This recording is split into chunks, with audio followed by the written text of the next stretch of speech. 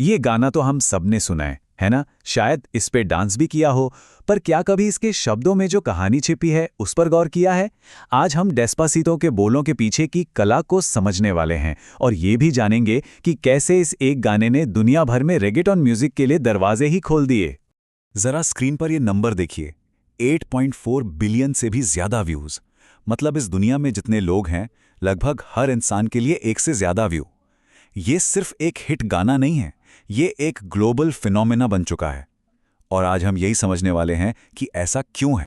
लेकिन इसकी जो धुन है, जो बीट्स हैं, उनके अलावा ये गाना आखिर कहता क्या है? इसकी लय के नीचे एक पूरी कहानी बुनी हुई है। एक ऐसी कहानी जिसने पूरी दुनिया को अपनी ताल पर नचाया, और आज हम उसी कहानी की परतें खोलने जा रहे हैं। तो कहानी की शुरुआत होती है सिर्फ एक नज़र से, बिना कुछ कहे। एक ऐसा कनेक्शन बनता है जो आगे जो कुछ भी होने वाला है उसकी नींव रखता है। देखिए, पहली ही लाइन से ये बात साफ हो जाती है कि ये जो आकर्षण है, ये एक तरफा नहीं है। ये एक खामोश बातचीत है। आंखों ही आंखों में एक इशारा है जो बता रहा है कि इच्छा दोनों तरफ है। कहानी की शुरुआत एक बराबरी के साथ होती है। अब ये जो आकर्षण था, वो एक इरादे में बदल रहा है। चुंबक और धातु का ये मेटाफर ये दिखाता है कि ये खिंचाव कितना पावरफुल है, कितना नेचुरल है। एक प्लान बन रहा है और अब यहां से पीछे हटने का कोई सवाल ही नहीं है। कहानी आगे बढ़ चुकी है। और अब कहानी अपने सबसे अहम हिस्से पर आती है, एक ऐसी सोच, एक ऐसा फलसफा जो गाने के नाम डेस्पासितो में ही छिपा है। ये जो लाइनें हैं ना, यही इस गाने का दिल है। यहाँ धीरे धीरे का मतलब सिर्फ स्पीड कम करना नहीं है, बल्कि ये एक वादा है। वादा हर पल को पूरी तरह से जीने का, उसे महसूस करने का और उसे हमेशा हमेशा के लिए यादगार बना देने का। तो डेस्पासीतो का मतलब होता है धीरे धीरे। लेकिन इस गाने के लिए ये सिर्फ एक शब्द नहीं है, ये रोमांस को देखने का एक पूरा नजरिया बन जाता है। एक ऐसा तरीका जहां जल्दबाजी के लिए कोई जगह नहीं है, सिर्फ उस अनुभव की गहराई है। तो ये धीरे धीरे वाली सोच असल में दिखती कैसी है? गाना हमें कुछ बहुत ही काव्यात्मक, बहुत पोएटिक उदाहरण देता है। गर्दन पर धीमी सांसें, कानों में फुसफुसाना और शरीर को एक पांडुलिपि यानी एक मैन्युस्क्रिप्ट की तरह देखना जिस पर एक कहानी लिखी जानी है। ये तो अंतरंगता को एक कला का दर्जा देने जैसा है।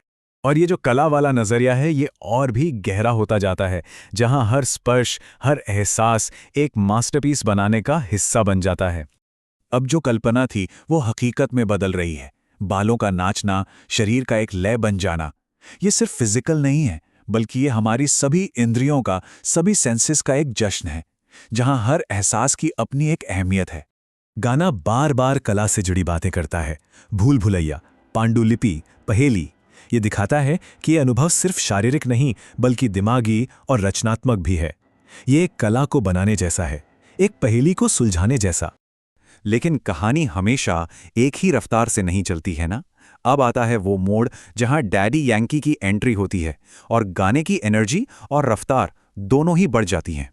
ये जो विरोधाभास है ना, ये गाने की बनावट को बहुत खूबसूरती से दिखाता है। शुरुआत धीरे धीरे होती है, लेकिन मंजिल है जंगलीपन। ये जुनून को बहुत सोच समझकर बढ़ाने जैसा है, एक तरह का कंट्रोल्ड केओस। डैडी यांकी भी धीरे की थीम को नहीं छोड़ते, लेकिन वो इसमें एक नई ऊर्जा और एक नई लय भर देते हैं। ये कदम दर कदम आगे बढ़ना, ये एक डांस की तरह है जहां जुनून धीरे धीरे बढ़ तो रहा है, लेकिन अब बीट तेज हो चुकी है। और फिर कहानी अपने क्लाइमेक्स पर पहुंचती है।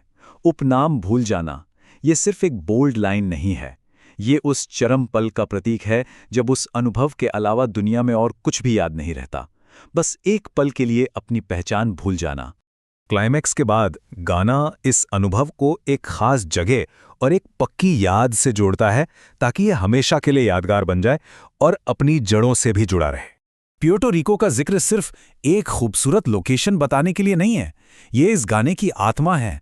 ये उस पल को इतना बड़ा बना देता है कि प्रकृति भी उस पर रिएक्ट करने पर मजबूर हो जाती है।